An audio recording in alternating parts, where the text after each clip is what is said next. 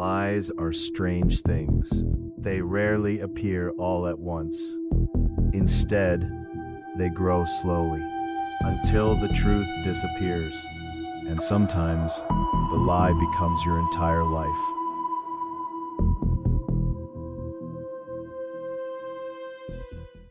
The consequences didn't announce themselves. There was no warning tone, no dramatic interruption, no message that tried to explain what had just happened in language carefully chosen to sound reasonable. Instead, the world shifted. It was subtle at first, so subtle I almost missed it. I woke before dawn with the sensation that something essential had been removed from the room, like oxygen reduced by a fraction too small to trigger alarms, but large enough to make breathing feel deliberate. I lay still, listening to my own heartbeat, waiting for the familiar pressure to return. It didn't, not the way it used to. The absence wasn't relief, it was displacement, like standing on a platform after the train you expected has already passed, leaving only the echo of motion behind. I sat up and reached instinctively for my phone. It didn't turn on.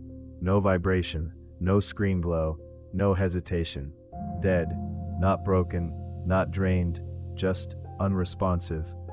That was the first impact. I set the phone down slowly, as if it might shatter if I moved too quickly, and stood. The apartment felt different without it. Quieter, but not calmer. Objects seemed heavier, edges sharper. The refrigerator hummed too loudly. The clock on the stove blinked an incorrect time, frozen between minutes. Systems hate ambiguity. They compensate with certainty. I showered without music, dressed without checking the weather, and left the apartment carrying only my keys and wallet. Outside, the city felt too awake for the hour. Delivery trucks idled longer than usual. Lights stayed on in windows that should have gone dark hours earlier. People sensed it, they always do. At the corner, my transit card failed to scan. Once, twice. On the third try, the gate opened, but the screen flashed a warning I couldn't read before it reset. I stepped through, pulse steady, forcing my pace to remain ordinary. Impact isn't always about loss. Sometimes it's about friction. On the platform, the train arrived late, not delayed, late in a way that suggested rerouting, not timing. When it finally pulled in, only 2 doors opened. The rest remained closed, lights dim behind glass. I boarded anyway. Inside, the car was half empty, too quiet. The hum beneath the floor felt off, like the train was listening to itself move. I sat and waited. For the first time since this began, no messages followed me into the moment. No correction, no reframing, no invisible hand adjusting my behavior mid-step. They had withdrawn, but withdrawal doesn't mean absence. It means distance. When I stepped off the train downtown, I felt it immediately. The attention wasn't gone, it had widened. Instead of pressure pressing inward, there was space opening outward, like a perimeter expanding too quickly to patrol. That was the second impact. I walked without direction, letting the streets choose for me. Cafes opened their doors. Office workers moved with purpose they hadn't earned yet. A siren wailed somewhere distant, then cut off abruptly, as if reconsidered. I reached into my pocket again, reflexively. Nothing. Without the phone, time stretched. Choices felt heavier. Every step belonged to me alone. That was the point. By disengaging from their framework, I'd removed the instrument they used to speak to me. They could no longer whisper consequences directly into my ear. They would have to use the environment. And environments are messy. I entered a grocery store and grabbed a basket, not because I needed anything, but because routine creates cover. As I moved down the aisles, I noticed small irregularities stacking up. Price scanners lagged. A register rebooted mid-transaction. A manager spoke into a headset with forced calm. Systemic friction. Nothing that could be blamed on one person. Nothing dramatic enough to draw attention, but enough to slow everything down. I paid cash. Outside, I checked the time on my watch. An old habit resurrected. 10 minutes lost, or gained, hard to tell. The third impact arrived quietly. A man approached me near the exit. Mid-30s, office clothes, neutral expression that tried too hard to be forgettable. "Daniel?" he asked. My body stilled. Not fear, recognition. "Yes," I said. He nodded once, as if confirming a detail he already knew. "I'm not here to detain you," he said, "or to threaten you." Of course he wasn't. "I'm here to make sure you understand the effects of your decision." There it was. The system had lost its digital voice, so it borrowed a human one. We stood between automatic doors that opened and closed behind us, the air cycling too cold, too fast. "You disengaged," he continued. "That changes how we manage outcomes."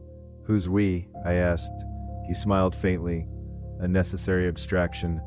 "Then be abstract somewhere else," I said. Another small smile. "I can't," he replied. "Not anymore." That was the tell.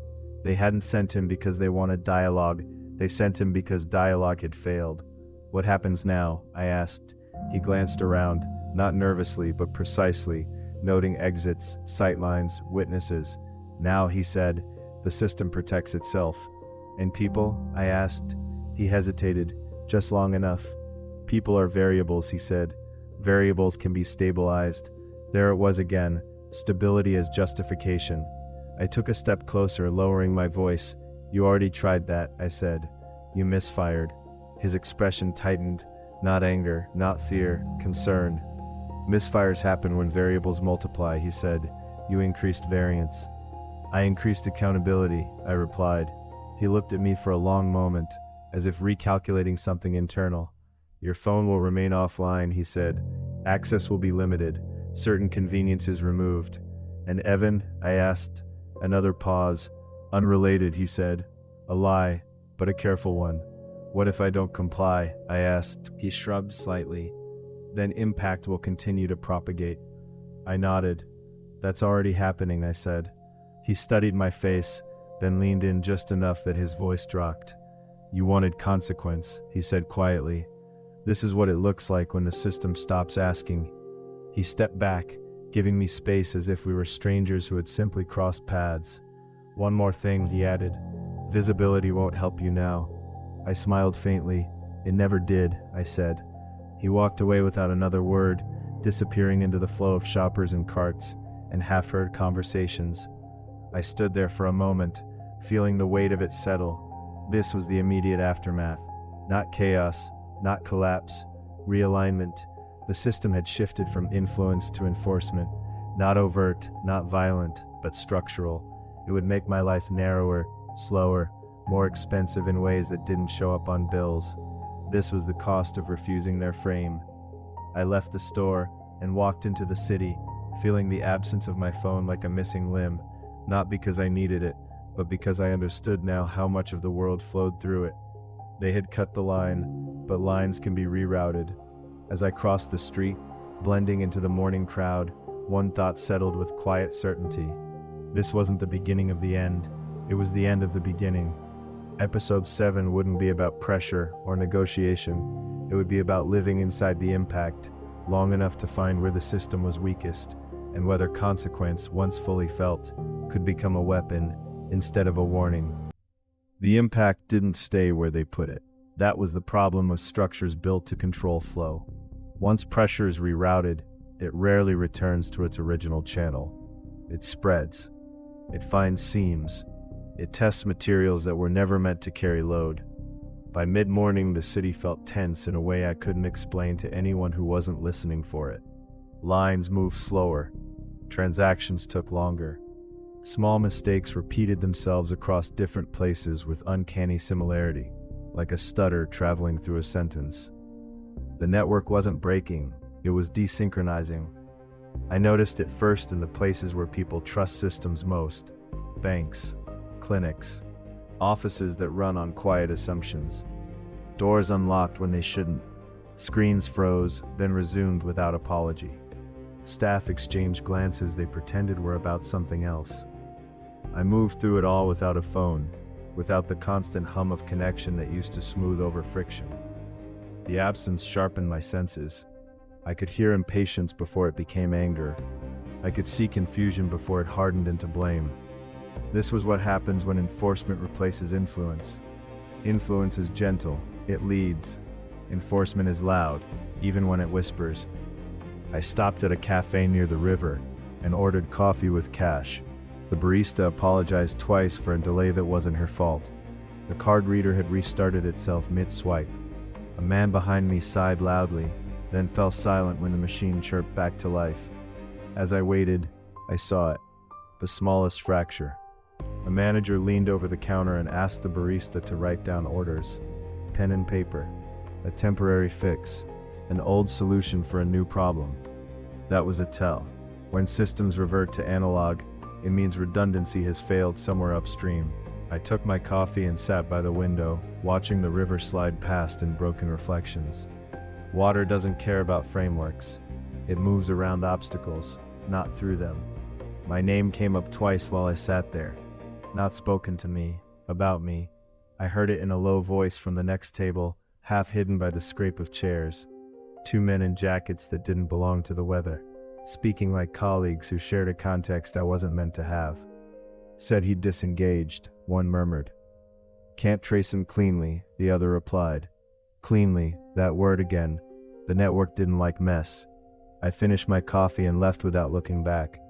Outside, the river path was busier than usual. People walked with purpose.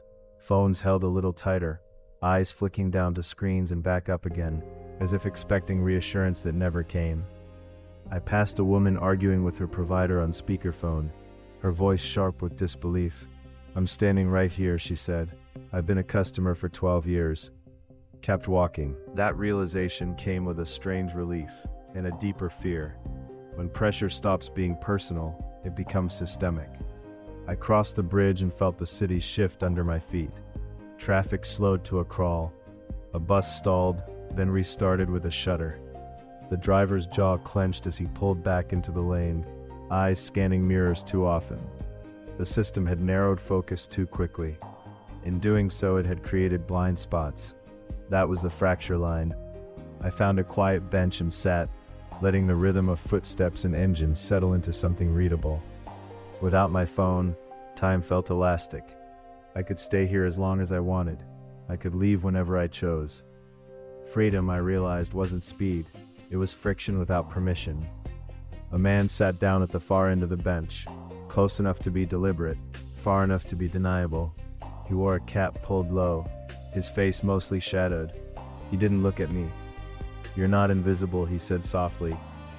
I'm not trying to be, I replied. A pause. They widened the perimeter, he continued. Too fast. Who? I asked. He smiled, barely. That was new. I turned my head slightly, enough to acknowledge him without offering alignment. They're stepping on each other, he said. Jurisdictions overlapping. Systems competing to assert control. Sounds inefficient, I said. It is, he agreed, and it's making people nervous. I studied him then, his posture, the way his hands rested open on his knees, empty. He wasn't here to threaten me. He was here to observe the effects of a decision he hadn't made. What do you want? I asked. He considered the question carefully. I want to know how far this goes, he said, before someone decides to make it clean again. Clean meant erasure. Too late, I said. They already tried. He nodded. I know, he said. That's the problem. He stood and walked away without another word, leaving me with the weight of something I hadn't asked for. The network was cracking, not because it was weak, but because it was rigid. Enforcement had forced coordination where there had been quiet autonomy, and autonomy, once threatened, resists. By afternoon, the fractures had names. A clinic delayed appointments due to system maintenance. A logistics hub rerouted deliveries without explanation. A financial services office closed early, citing anomalies. None of it catastrophic, all of it visible. I walked through neighborhoods I hadn't visited in years, letting the city reveal itself in layers. Each place carried the same undertone, a low-grade anxiety that didn't know where to land. This was how networks fail, not with collapse, with mistrust. I passed a public bulletin board plastered with flyers and notices. Someone had taped a handwritten sign over a printed one. System down, back soon. No logo, no explanation, just an admission. I stopped and stared at it longer than necessary. That was the lie everyone tells when they don't know how to fix what broke. As dusk approached, the city grew quieter but not calmer. People moved with a cautious urgency, as if something important might happen, and they didn't want to be in the wrong place when it did. I felt it then, The network adjusting again, this time more carefully. Pressure redistributed. Systems attempting to talk to each other without escalating further. Containment had failed. Enforcement had backfired. Now came coordination, the most dangerous phase.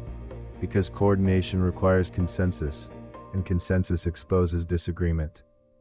I stood at an intersection and watched traffic lights cycle out of sync, one turning green while the cross street hesitated, then corrected itself.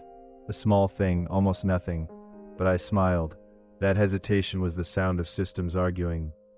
Somewhere, someone would decide this had gone far enough, that the cost was outweighing the benefit, that a single variable, me, had forced too much adaptation.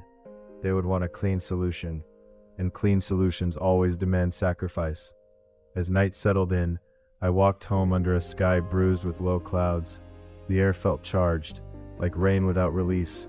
The network hadn't collapsed, but it had cracked, and cracks once visible invite pressure. Episode 7 was no longer about immediate impact. It was about spread, about how far consequence could travel before someone tried to stop it by force. I unlocked my door and stepped inside, knowing one thing with absolute clarity. The system could still hurt me. It could still hurt people I cared about. But now, if it did, it wouldn't happen quietly. And that meant the next move, whichever side made it, would change the shape of the network forever.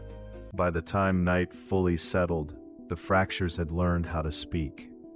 Not loudly, not all at once. They spoke in patterns. Sirens that cut off mid-wail. Notifications that never arrived. Doors that opened too easily, then refused to close. I sat in the dark of my apartment and listened to the building breathe. Pipes ticking, floors shifting, the low murmur of other lives adjusting to something they couldn't name. The network had entered its most dangerous phase, correction through consensus. That's when systems decide what they're willing to lose. I didn't turn my phone back on, not yet. The absence had become information. It told me where the pressure couldn't go anymore, where the system had to route around me instead of through me. But routing around a blockage doesn't remove it. It amplifies everything else. Someone knocked, not loud, not hesitant, precise. I stood slowly, my movements measured, and crossed the room. I didn't look through the peephole. I already knew this wouldn't be overt. They didn't want neighbors listening. When I opened the door, the hallway light spilled in, flattening shadows. It was the same man from the grocery store. Different jacket, same posture. He didn't step forward. "I need 5 minutes," he said. "Then I'll leave." "You already took more than that," I replied. A faint smile, acknowledgement, not humor. "This isn't enforcement," he said. "It's triage." I stepped aside and let him in. That was the break. Inside, he didn't sit. He stood near the window, back to the room, watching the city lights blink like a system trying to remember itself. "You widened the fracture," he said. "Faster than expected." "You misfired," I answered. "Faster than expected." He nodded. "Agreed." That word surprised me. Agreed meant alignment, temporary, fragile, but real. "The network is arguing," he continued. "Jurisdictions overlapping, safeguards tripping each other, too many hands on the same wheel. And you're here because," I began. "Because someone has to stop the bleed," he finished. I crossed my arms. "And you think that's me?" "Yes," he said. No hesitation. "Because you're the cleanest cut." There it was, the language of sacrifice. Clean meant contained. Contained meant quiet. Quiet meant survivable. For them. I disengaged, I said. "You escalated anyway." "You disengaged from our framework," he replied. "Not from consequence." "Then say it," I said. "Say what you want." He turned from the window and looked at me slowly for the first time. His eyes were tired. Not cruel, not cold. The eyes of someone who believed in systems, because he'd seen what happened without them. "We need a choke point," he said. "One place to apply pressure, so it stops spreading. And that place is me." "Yes." I like the word hang. "What kind of pressure?" I asked. He exhaled slowly. "Public attribution," he said. "A controlled narrative. I laughed, once, short. "We're asking you to become the end of it," he corrected. I thought of the PDF, the list, the way names had been printed without faces. "And Evan?" I asked. "Will be cleared," he said quickly. "Scope restored, audit flags removed." "My mother," I pressed. A pause. "Left untouched," he said. "She already is." The careful answer. "And the city?" I asked. He spread his hands. "The network stabilizes. At my expense." This was the choice I'd known was coming since episode 6, the one my father had made without calling it by name. He had become the silent buffer, absorbing pressure so it wouldn't leak outward. I understood him now, not as a coward, as a dam. "What does attribution look like?" I asked. "An admission," he said, "a narrative that frames you as the source of instability, a person who crossed boundaries, acted irresponsibly, forced intervention." "And after?" I asked. "You disappear," he said, "not erased, reassigned, reduced visibility, a smaller life, safer for everyone else." I walked to the table and sat, the chair creaking softly beneath me. I stared at the grain of the wood, at scratches left by years of ordinary use. "How long?" I asked. He didn't answer immediately. "Long enough," he said finally. I nodded. This was the break point, not between good and evil, between spread and stop, between many people paying small prices, or one person paying a large one. "You want my consent," I said. He hesitated. "Yes," he admitted, "because without it the narrative won't hold. Systems need legitimacy, even when they lie. And if I refuse," I asked, "then pressure continues to propagate," he said, "until someone decides to make a messier cut. Force. Someone else bleeding." I closed my eyes. This was the moment where stories usually cheat, where the hero finds a third option, a clever escape that saves everyone without cost. Real systems don't allow that. I thought about Evan, documenting quietly, about my mother living with truths she never spoke, about strangers in cafes and clinics and buses feeling something wrong without knowing why. I opened my eyes. "What do I get?" I asked. He tilted his head. "Meaning," he said carefully. "In retrospect." I smiled faintly. "Honesty," I said. "For once." He nodded. "You forced it," he said. "We're here because you did." I stood. "If I do this," I said, "you stop aiming at everyone else." "Yes," he said. "That's the point." "And you don't come back later," I added. Quietly, incrementally. He met my gaze. "If we do," he said, "the network won't survive the exposure." That was as close to a promise as systems make. I walked to the window and looked out at the city. The lights shimmered, imperfect and alive. Somewhere people were still waiting on trains, still arguing with screens, still trusting things to work, because they always had. I turned back. "I'll do it," I said.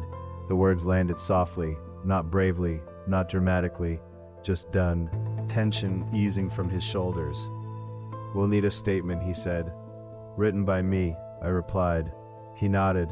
"And no names," I added. "No collateral." "Agreed," he said. I held his gaze.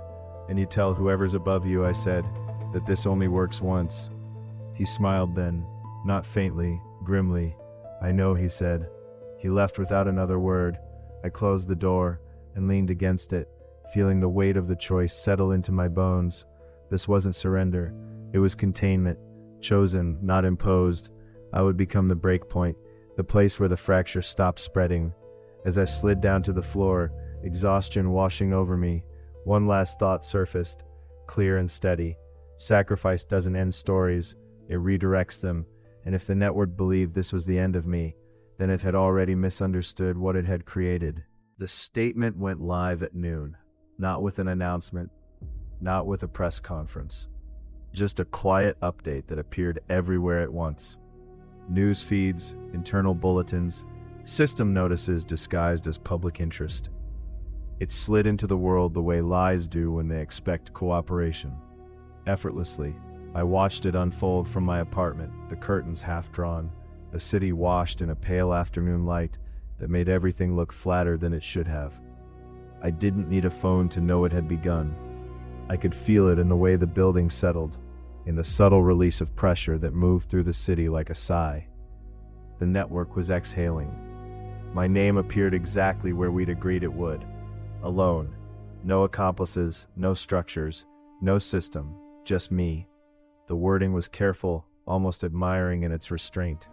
It described a concerned individual who had acted outside established protocols, whose behavior had introduced instability across multiple domains. It acknowledged intent, well-meaning but misguided, and emphasized resolution. The situation has been addressed. That sentence repeated everywhere, identical down to the punctuation. Resolution is a powerful word.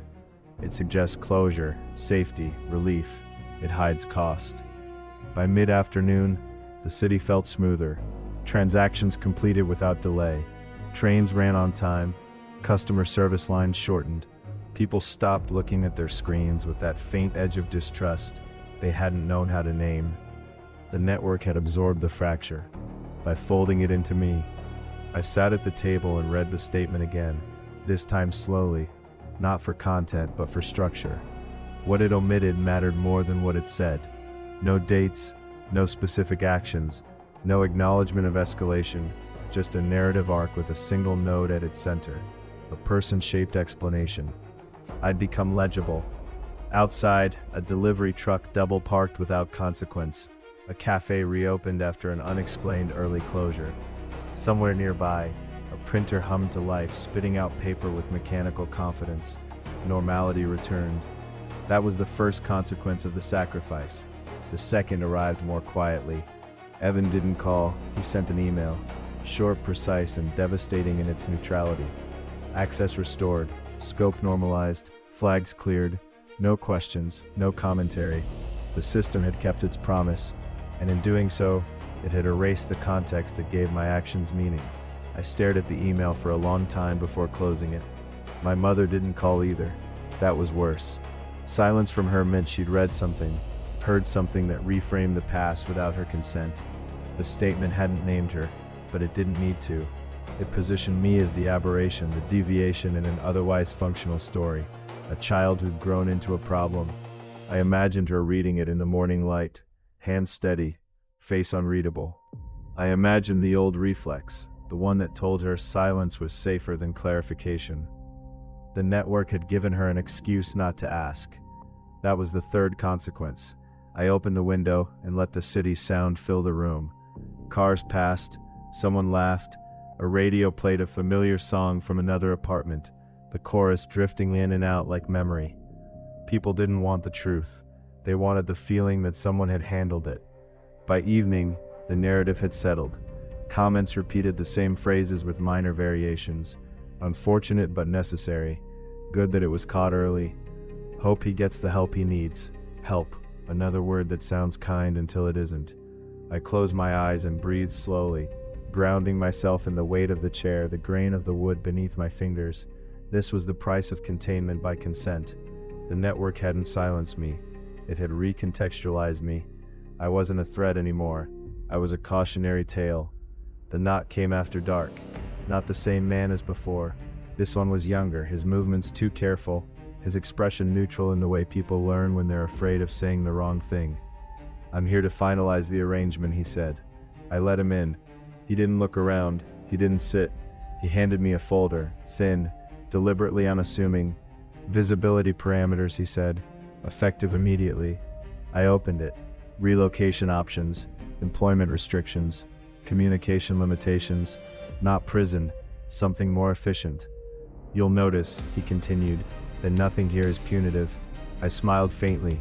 "That's how you know it works," I said. He didn't react. "You're free to move," he said. "Within reason." "Whose reason?" I asked. He hesitated. "Consensus," he replied. The folder closed with a soft click. "This is temporary," he added, as if the word might soften the shape of it. "Everything is," I said. He left without another word. I stood by the window again, watching the city blink and breathe, and felt something unfamiliar settle into my chest.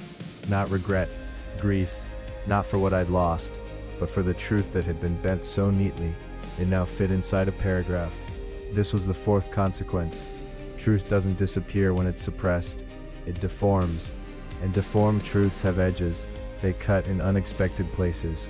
I thought about the future the network had just secured, one where people trusted systems again because the disruption had been framed as individual failure. where oversight would quietly expand under the guise of prevention, where questions would feel unnecessary, even impolite. They would call it learning, I would call it forgetting. Later that night, I sat on the floor and wrote not a confession, not a rebuttal, but a record.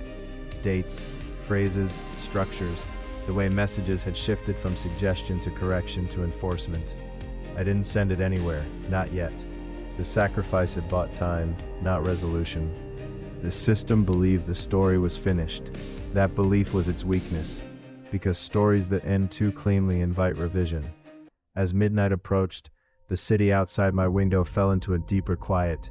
The pressure that had defined my days was gone, replaced by something flatter, more distant.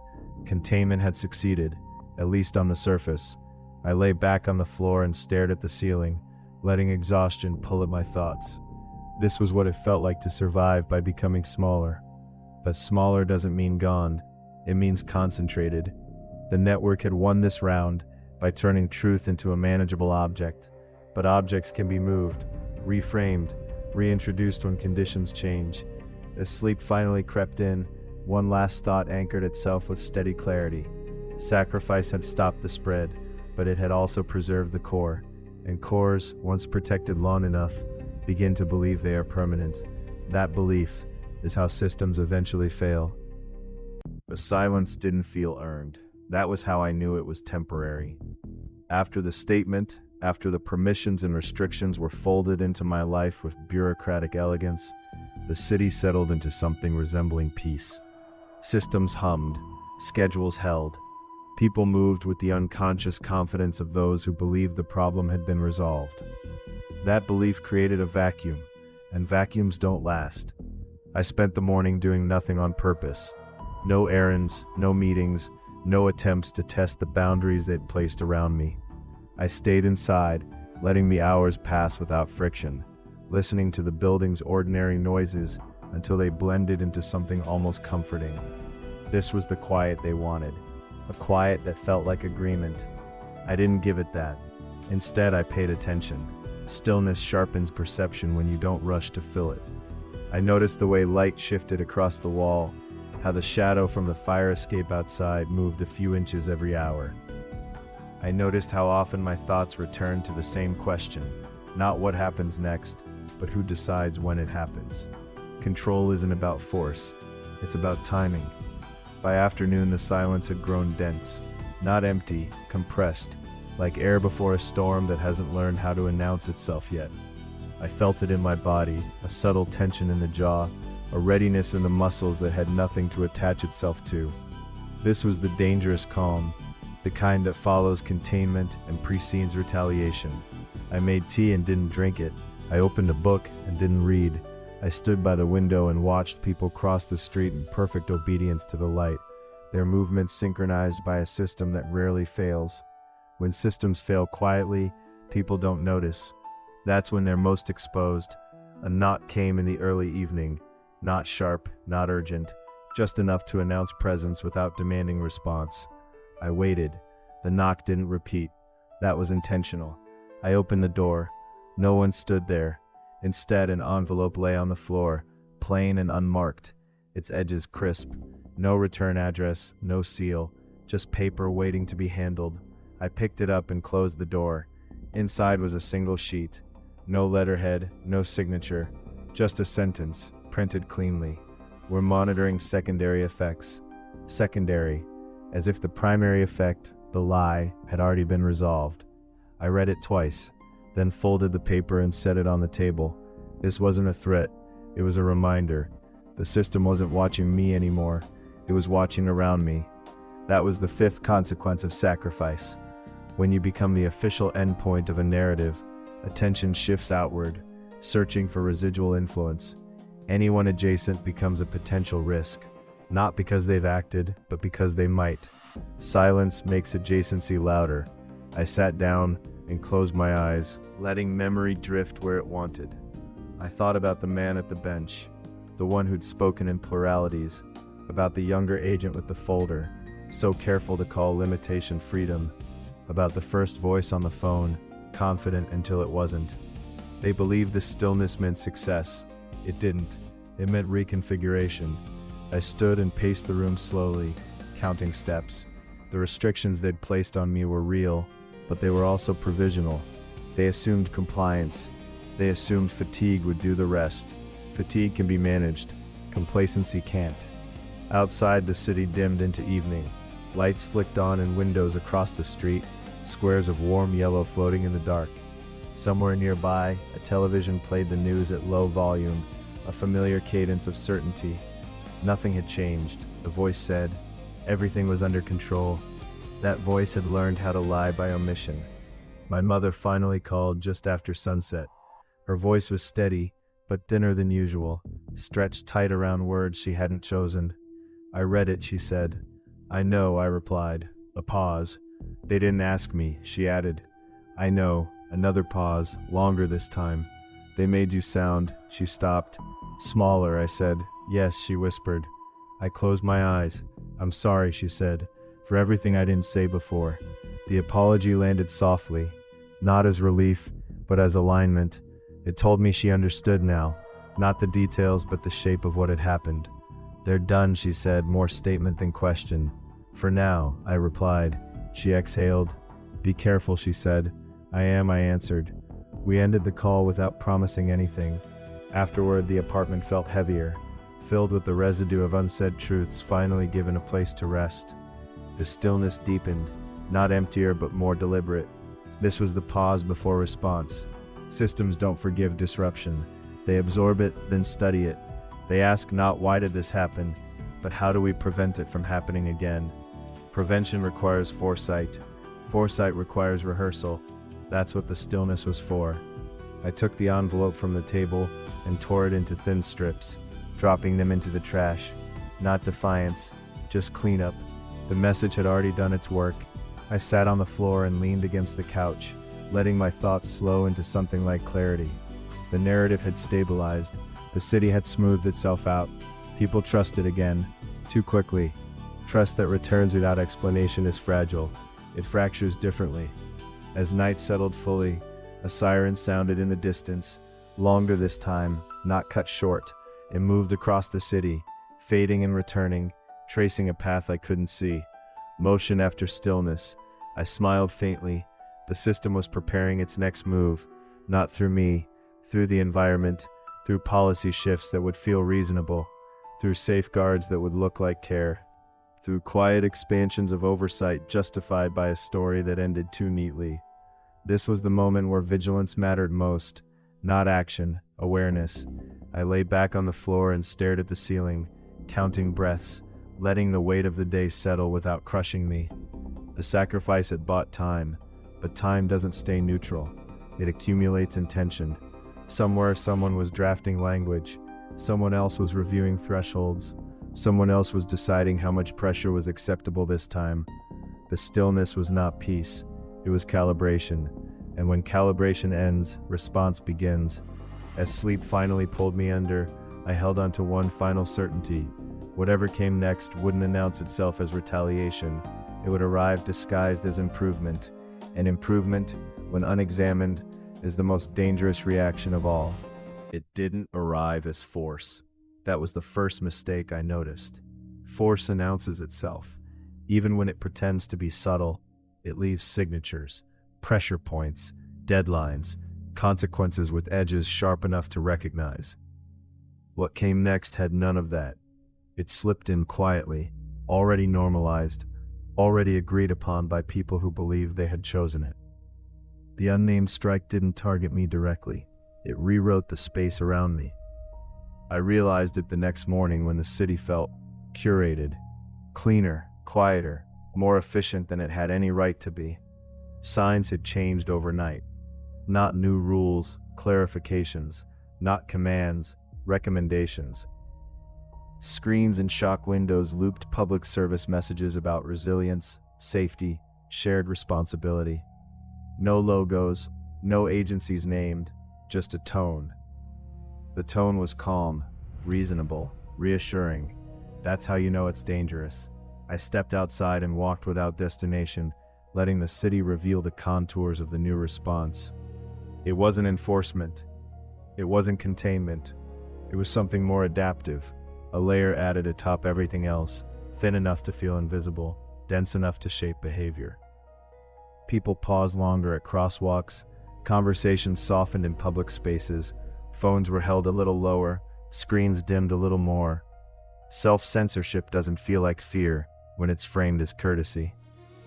I passed a digital billboard that displayed a simple message. If you see something confusing, wait for clarification. Not report, not avoid, wait. Waiting is the most efficient way to neutralize momentum. I felt it then.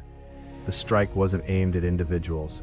It was aimed at initiative, at the instinct to act before permission was granted. The system had learned from the fracture.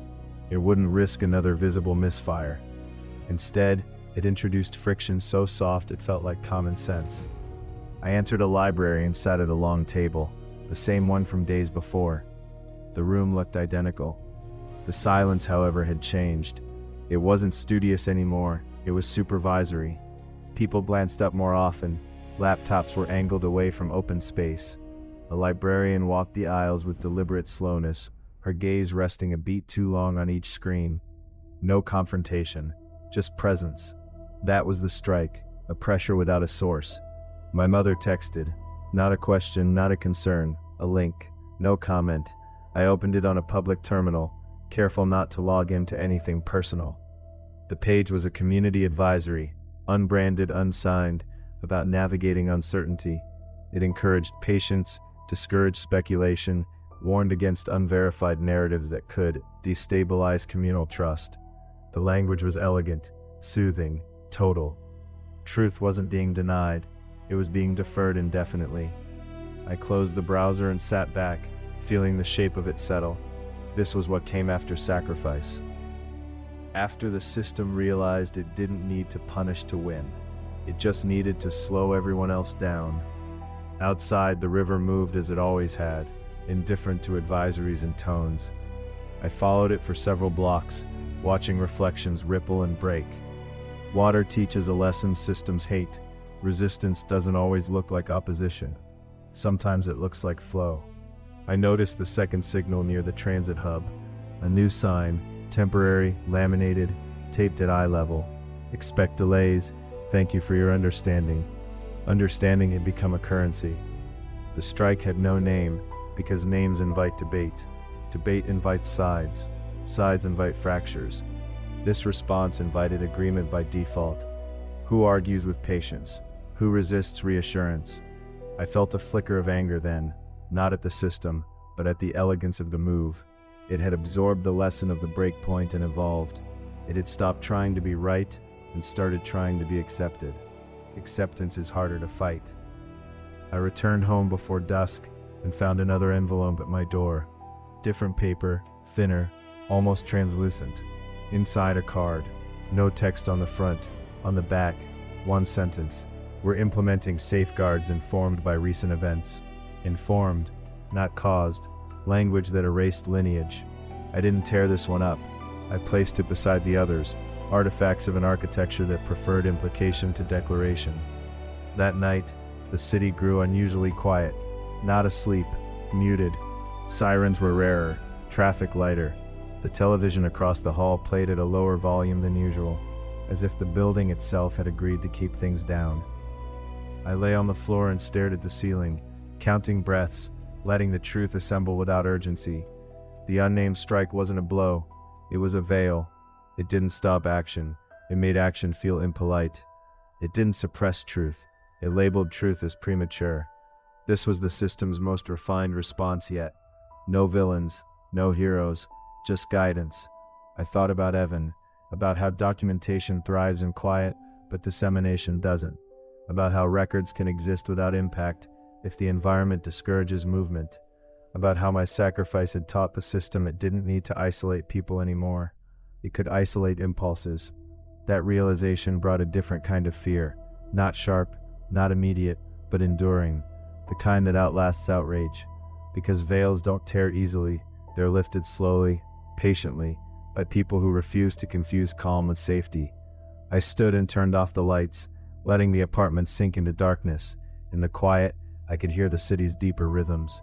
The low hum of power, the distant hiss of air systems, the almost subsonic vibration of infrastructure doing what it always does. The strike had landed, not on me, on everyone, and that meant the next response, mine or anyone's, would have to be different. Not louder, not faster, but precise enough to cut through softness without tearing it. As I lay down to sleep, one final thought settled, steady and unavoidable. This was no longer a story about confrontation. It was a story about consent, about how easily people give it when it's wrapped in care, and about how dangerous a system becomes when it learns it doesn't need to name its attacks for them to work.